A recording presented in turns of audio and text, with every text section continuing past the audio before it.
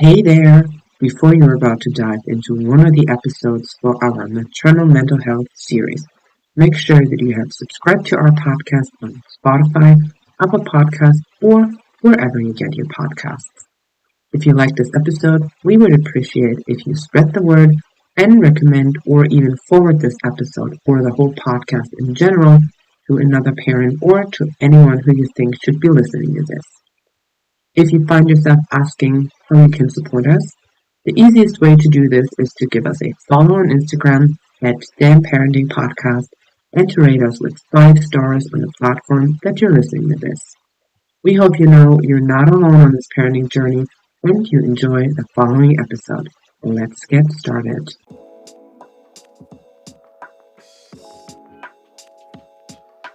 Hi, everyone, and welcome back to Damn Parenting, your English speaking parenting podcast from Amsterdam. And we are your hosts, Maren and Eva. And today we have two people with us because we are still in our maternal mental health month of May. And today we want to tackle a sensitive topic that Eva and I have tiptoed around for a long while because we weren't really comfortable in talking about this topic because we have very strong opinions on this very aspect. I'm just going to put it out there. We are going to be talking about sleep deprivation and baby sleep and sleep training. This is the one time I'm going to say this word and I'm going to put it in quotations. And we have with us today Camille from Little Baby Go to Sleep and also Dr. Naomi Gibson as a backup psychologist. So she can really help us go into the mental health aspects of sleep deprivation and what this all means for the parents. So one little disclaimer, why were we so sensitive with this and why didn't even I want to initially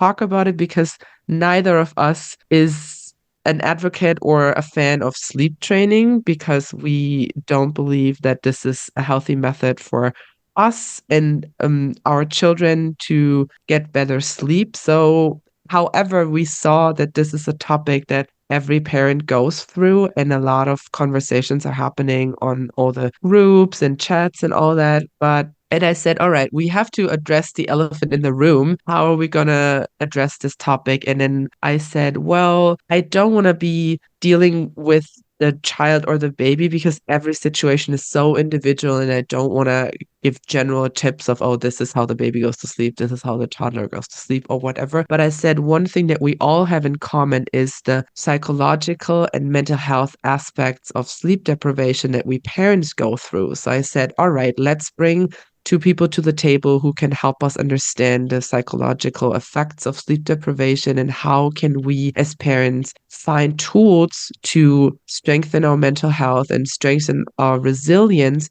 to deal with our babies not sleeping and having gone through rough nights, having gone through sleep deprivation, having gone through all of that. How can we strengthen our mental health and our resilience with that topic without changing anything particularly about the baby sleep. So this is the angle that we're going to take today. How can we address the parents' mental health while going through that process without telling you leave the baby in the room for 3 days each night, and after 3 days the crying will stop and then your baby will sleep, because this is neither, even I don't believe in that approach. So we wanted to drop the question to Camille right away. So what does baby sleep look like in the first months or even the first toddler years? What can we expect from our child and the sleep that will come or not come?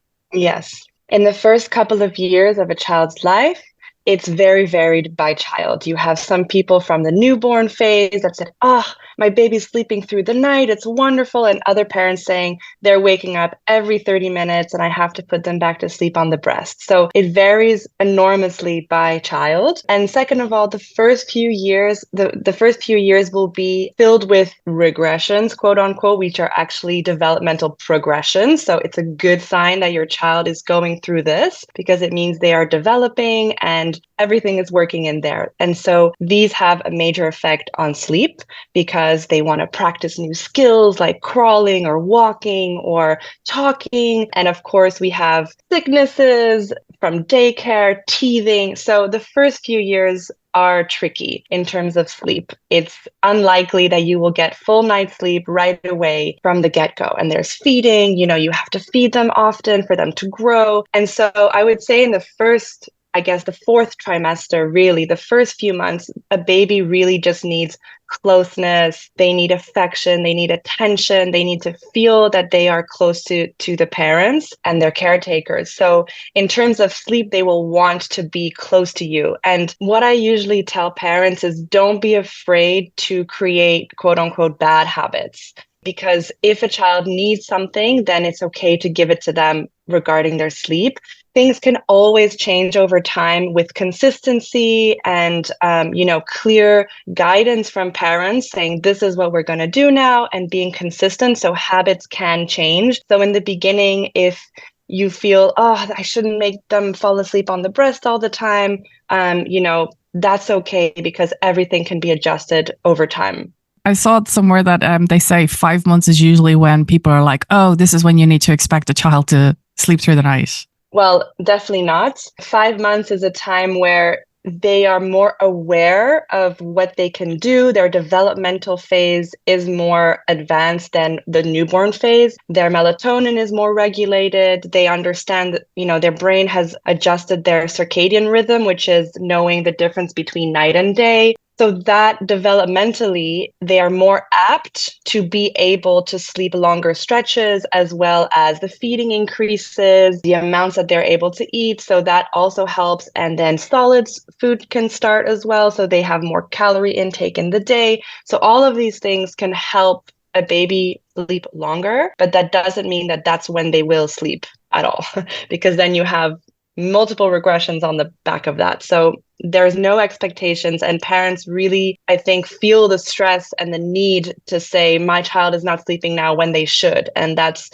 perpetuated through all these social medias and this perfect parenting models that we see of what they should do and this overwhelming information around sleep. So I would really say it's really what feels right for you as a parent, and to follow your instinct and your child's needs over time. And every child, even within siblings, even within twins, I've got twins and they are very different, and also in terms of their sleep needs. So it's really about following them and their developmental phases.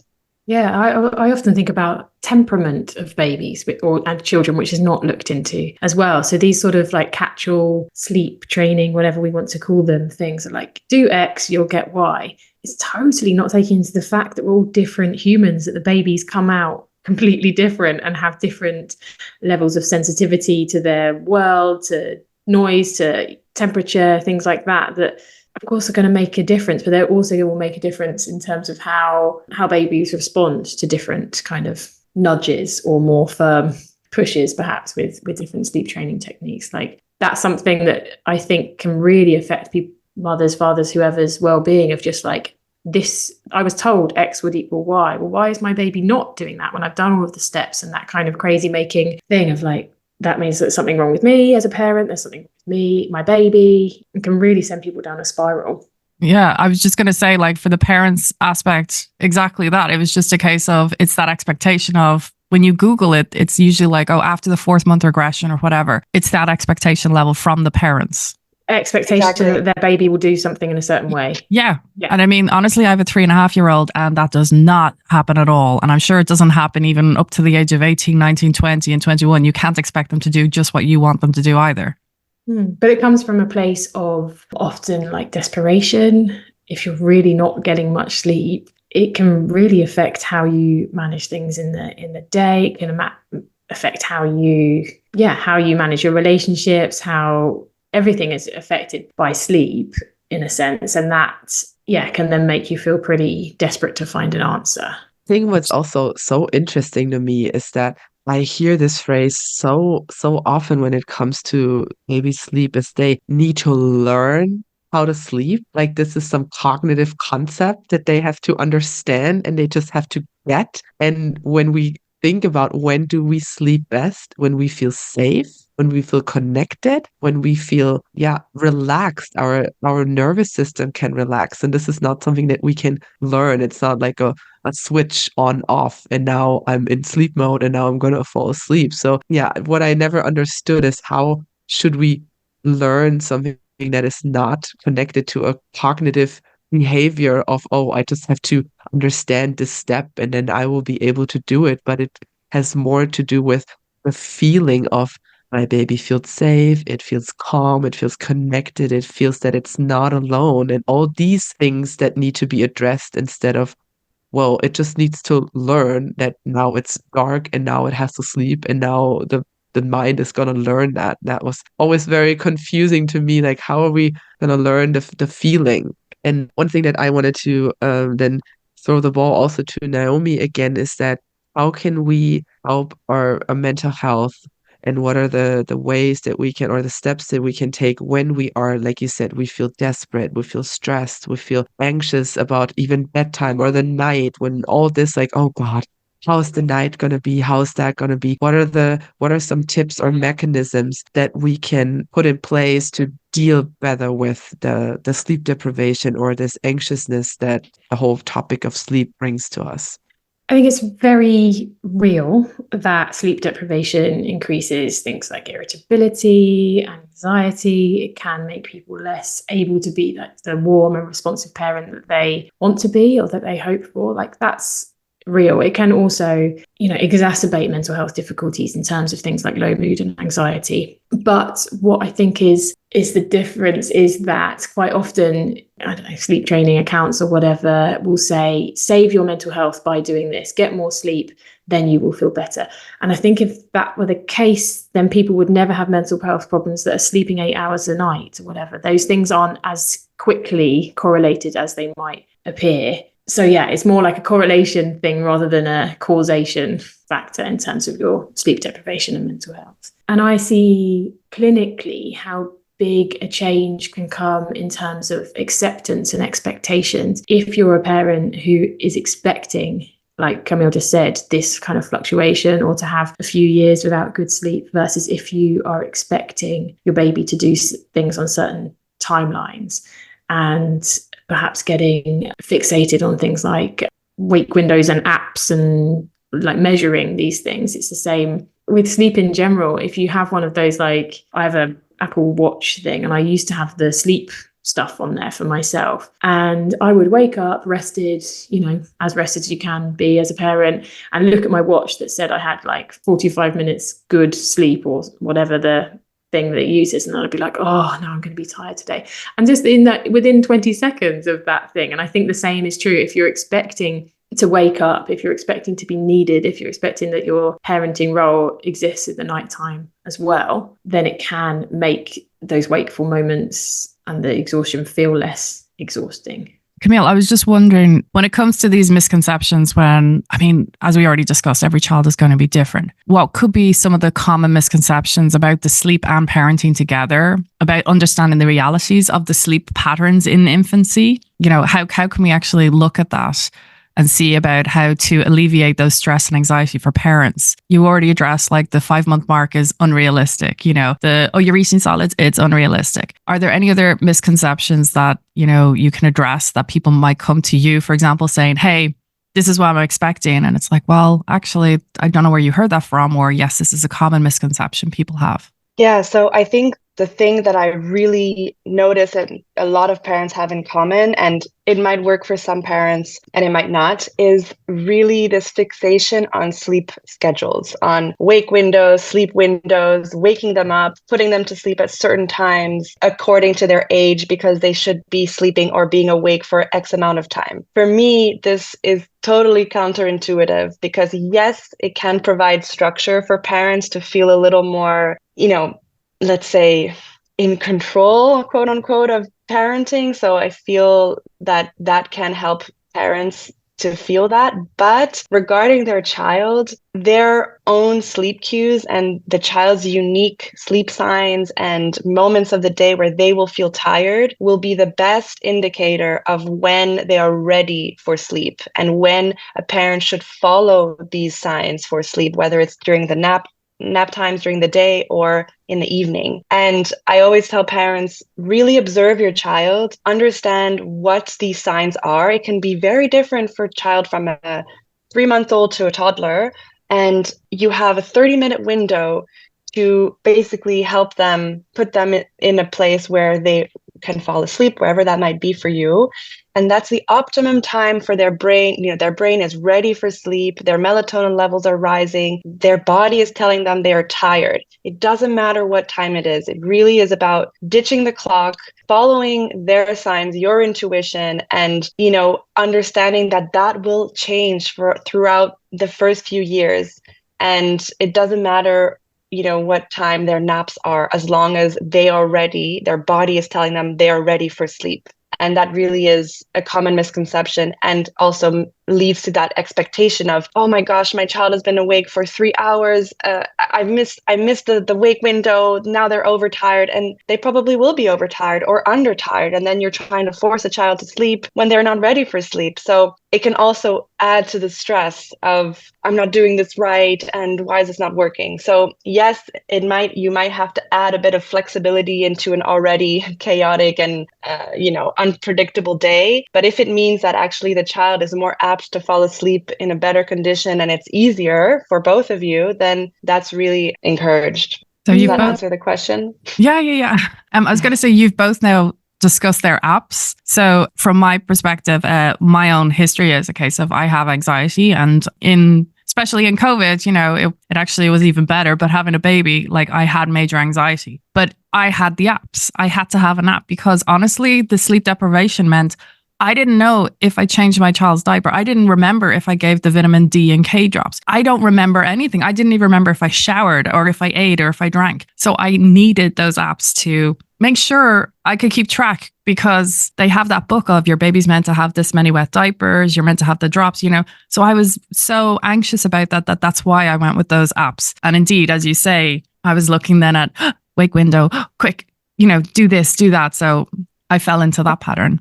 If it's supporting you and helping you, then it's fine. It's the same with like anything that makes our life easier that we use. If it's helpful, crack on. If it's not, then drop it. And what I just think I see quite often is, maybe it was helpful at one point and it's lost its helpfulness, or it's actually something that's maintaining anxiety, or it's kind of a stick to beat yourself with, in which case, drop it. And I think this is very important what you said, this, if it helps for this amount of time, use it, but then also drop it if it doesn't. And that also comes back to what Camille said of habits change, and some stuff will work for now. But also when you said creating bad habits, it's like, if this works for this time frame, and if this makes everyone's life easier, like falling asleep on the breast or whatever it might be, or the pacifier or whatever it is, understanding that nothing is forever, thing is set in stone anytime. And giving ourselves the grace and the flexibility to, this is what it is for now, and this is working for everyone right now. As a mother, I'm fine. Like my priority of sleeping is higher than my priority of not being touched or whatever when we talk about baby on the breasts. And it works for now, and I know it'll change. And I've seen this now looking back on my daughter's sleep. We've had things where I thought, this is like a 100%. If I do this, she's going to fall asleep. And that worked for 6 months. And then she went through a leap, and then all of a sudden this didn't work. And then we have to be flexible with, but this is what we trained, and she should have gotten this, and now we have to stick to it. And the more I held on to that, the harder weeks and days I had, instead of, all right, new chapter. What do we need now? What works for us now? And being really flexible and knowing nothing is forever. Good news and bad news. Nothing is forever. But really keeping this flexibility with the growing and development of the child, that we need to adapt, and we can adapt. And these patches are rough. They will also pass. I think one thing in terms of sleep and having that flexibility is essentially consistency is your best friend. It's important to be flexible and to be aware that things change as a child grows. But the more consistency you can be, and the more predictable you can be in how you care and how you help and guide your child to sleep, that will really help you through all of these changes. Children really just crave predictability and they want to know what they can expect from you. So the way you attend their cry in the day should be similar or the same to how you attend their cry at night. And by them knowing what they can expect from you, that creates predictability, creates safety, creates calmness within them because they know X equals Y, in terms of parental behavior. And that will help them in this experience of sleep and build healthy habits around their bedroom, their bed. So it's really about knowing what they can expect from parents while being flexible throughout the growth curves, essentially. And I put it to both you, Naomi, and Camille. We need both parents to buy into this because we're in it as a team usually here, speaking for the majority. How important is it that we're both on the same page instead of like mom putting baby to bed every night because this is the way she believes in it, and Papa's like, well, we can just do a cry it out method or the Ferber or whatever it is, and it's a case of just do it, whereas mom's kind of like, well, actually I can't do this. How important is it that we'll be able to buy in from both parents to be able to agree to it and to be able to go with it for the long run? I think it's like any parenting challenge, it's always better if you can come to a place where you can either agree or agree to disagree and see each other's point of view. Like I've worked with plenty of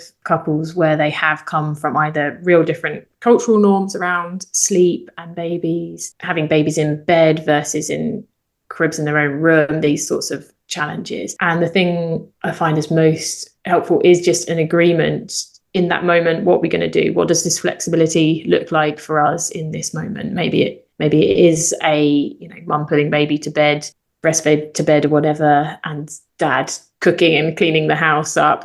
What does your parenting team look like, and how can you kind of make the most of that and sort of agree to disagree if you're not on the same page?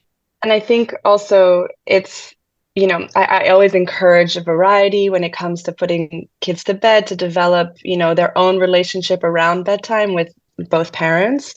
But I think what Naomi said, it's really, sometimes there's a preference. And if that preference is one or the other, then that's okay. If it means that it's smoother. But in terms of disagreeing on methods or approaches, there definitely is a conversation to be had about what actually do we want here for us, for our children, what is important to us, what feels right to us, in the long run. Am I able to do whatever is required of me? What is the trade-off? And I think those are very important conversations to be had. And the pressure shouldn't always be on the mother to make the decision or on the dad or on the other parent, but it's always, one where the more supportive you can be in terms of your decision around sleep, the smoother the whole experience will be when things, are unpredictable or there's regressions or things, don't go as well as before. So the more you can, coordinate and be strong together, the smoother. I guess that's for every aspect of parenting, really. Yeah, it's kind of just an early opportunity for those moments of having to be a team anyway. It might be sleep this year, and then it's potty training, and then it's what kind of school, and then it's blah, blah, blah, onwards and onwards. It's like, how can you be aligned? Even if you don't think exactly the same, how can you hear each other, learn from each other? Yeah, become a good team. Yeah, I don't know who this will be for, but it's just a case of like, the sleep deprivation, how is that going to impact the parent and child relationship? Because we understand that the parent-parent relationship, we understand that because we all go through different forms of it where it puts lots of stresses. But is there an impact, therefore, on the parent and child relationship when it comes to putting the child to bed, or if we train, or if we do, however we do things? Can either of you give any insight into that? A little bit. I think the research doesn't suggest anything causational in terms of a lot of parents perhaps worry about their attachment with their child if they do choose to sleep train or not. And there isn't anything, as far as I'm aware, in terms of recent research suggesting that if people sleep train, then they have a worse attachment. And if they don't, they do, whatever, that's nothing conclusive there. I think what's important to consider, if you are really sleep deprived and you are not able to parent in the way that you want to because you have less capacity, then if you're shouting at your kid a lot, or you're feeling you're kind of switched off, or you're just hiding in your phone in a sort of a flight response to the stresses, then those things can impact your relationship with your child and have a knock-on effect on attachment in the here and now. Yeah. And I think in terms of the bedtime experience, if it's constantly a struggle and if it's constantly, the parents feeling so anxious about bedtime or about nap time, and the child can really feel that anxiety, and then they respond in an anxious way because the parent is anxious, that can affect the experience around sleep for sure. So, their changes can be made, or, things can be helped and improved and addressed, for specific cases. But I think, sleep is such a beautiful moment, and bedtime can be such a beautiful moment, that it's also, if you can make a really enjoyable routine or experience or end of the day, because that's when, parent and child separate as well. The child knows that that's when they're going to be alone for a while during the night. So it's also a bonding moment for the parents to be there when that quote unquote separation happens for the night. So the nicer and smoother you can make it, it can also be quite strong. But again, there's, I'm not quoting any research or anything like that. It's more just from personal and professional experience I see. So you're bringing there like what sounds like a supportive sleep environment where, I mean, everyone always talks about, oh, you give the baby the bath and you put the pajamas on and you brush the teeth and you read books and then you put the baby to bed. Are there any other additional supportive sleep things we could consider for baby infancy or toddlerhood that you could recommend? I think, really quality. I know parents at the beginning of their first life spend a lot of time with their child, but quality time in the evening with each parent can really help kind of fill up the tank. Yeah, exactly. Fill up the emotional cup of the child to say, okay, I've had really quality time, playing for something, not just being in the arms and cooking at the same time, or not just, talking with the other parent. Really quality time can help, especially at toddlerhood, can help children feel that they've had their time with each parent. And then that anxiety around sleep can also diminish. And in toddlerhood, there can be less tantrums because they're just wanting to have that extra attention from parents, really, because all they crave is just our attention and emotional affection. So that can really help. And sometimes we overlook that because, well, parenting life is incredibly busy, but even just 10 minutes a day can make a huge difference around that bedtime experience. And again, predictability as much as possible, even if it's the same thing every single night or as well as possible. That really helps children connect these series of steps with going to bed and feeling safe and feeling, aware of what is going to happen next. So that predictability really is helpful. And, I mentioned that 30-minute window of that optimum time. When you see these sleep signs in the evening, you've got that 30-minute window to do your little routine and get into bed. So if bath time doesn't fit in that, that's okay. They can bath the next day. You're better off, doing a quicker, predictable routine then than being overtired. And then it's really hard for everyone to fall asleep. So just do something simple, quick, predictable, and then that extra, 10 minutes of each parent on one-on-one quality time can really help in that experience of sleep.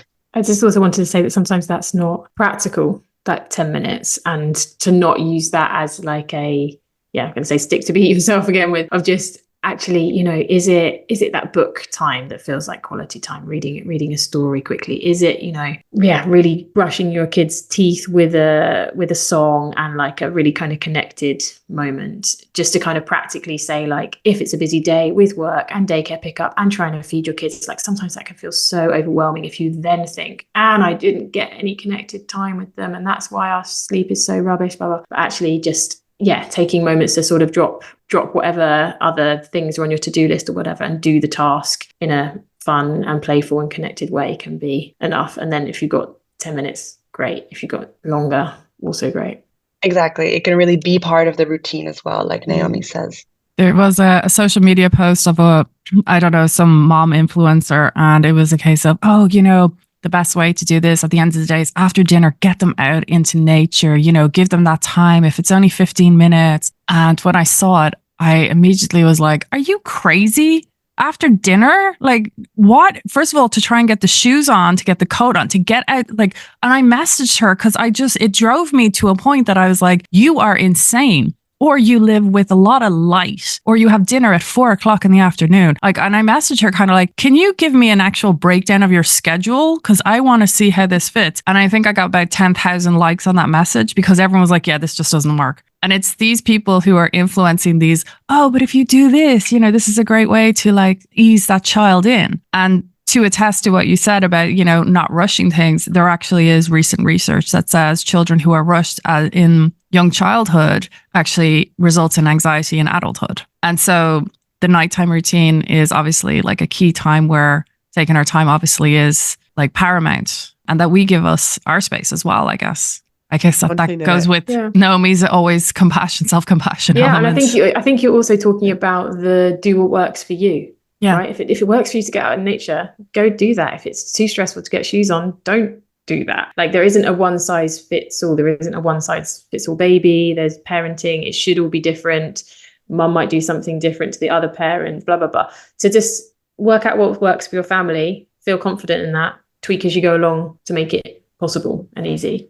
Yeah, what I also wanted to touch upon real quick was the whole, what Camille said with the sleep cues, or what do they actually need. And what I've noticed also is with my toddler getting older, and they are very aware of their body, and they will do what they need to do to calm down. So sometimes this means she runs around the kitchen island for like 5 minutes because she just needs to get that energy out of her system, or she wants to jump on the bed, and we as parents then tend to like, oh no, let's not rile her up. Let's like not get into this active state because we need to calm down now. And I've done this in the beginning. I was like, let's not run. Let's like not have this crazy party now. But then I realized she really needed it release for like 5 minutes or 10 minutes. And that then coming back to the quality time of, all right, we're going to have, and now we have a dance party. On the days that she needs that, we put the lights out, we put her little disco light on, and we like really for 2 songs jump, and like, and then she falls asleep as a stone after this. Because this is really like reading, what does she need at this moment, and then at the same time, how can I use this time for connection? And then sometimes she wants to sit down and read a book, and because she's had such a busy day and she doesn't have the energy to do that. So really noticing these, what do they tell us and what do they need, because they are very aware of what they need, and what they follow their first instincts, what they need right now. And then how can I make this time then the connection time, like we dance, or we do the reading, or we do the calm time, and also then seeing how it can change day by day, and how we can go with the flow and create this routine of, this is the habit, we are going with the flow, and this is what the consistency is in that whole journey.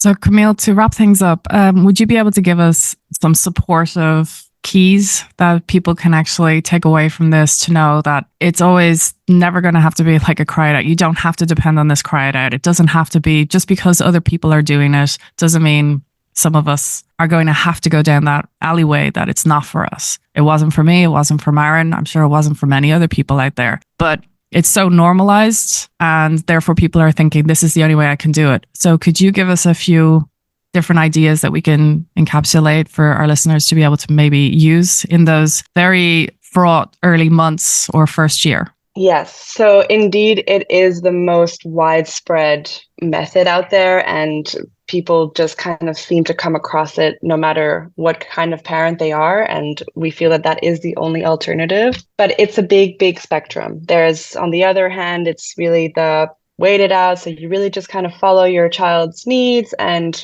kind of do what you feel is best in the moment. And then there's everything in between. So I really would say there's no size fits all. It's really what feels right to you as a parent, and don't feel pressured to do something because all the other parents said it worked. And even if it doesn't work for you and you have to, force yourself and prepare yourself to do something that you really don't want to do, I think there are other ways out there. And I think, they come by many different names, but essentially the principles of them is really just being consistent, attending to your child's needs the way that you would in the day, letting them know it's night, reassuring them that you're there, whether it's a hand on their chest, whether it's, putting a chair next to them and being there until they fall asleep, and then slowly progressing elsewhere, picking them up if they need it.